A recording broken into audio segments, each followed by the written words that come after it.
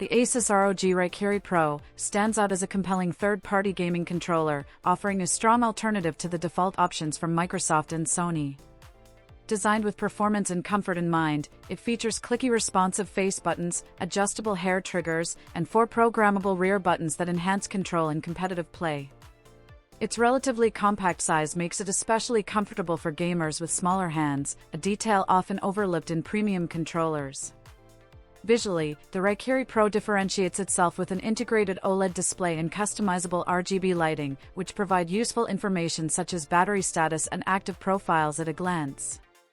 In terms of connectivity, the controller supports PC gaming through 2.4 GHz wireless, Bluetooth, or USB, while Xbox consoles are supported via USB connection only.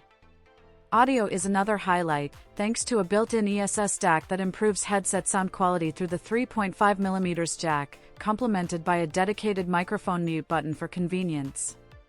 Customization is a major strength, with Asus's Armoury Crate software allowing users to remap buttons, fine-tune trigger dead zones, and adjust lighting animations to suit personal preferences.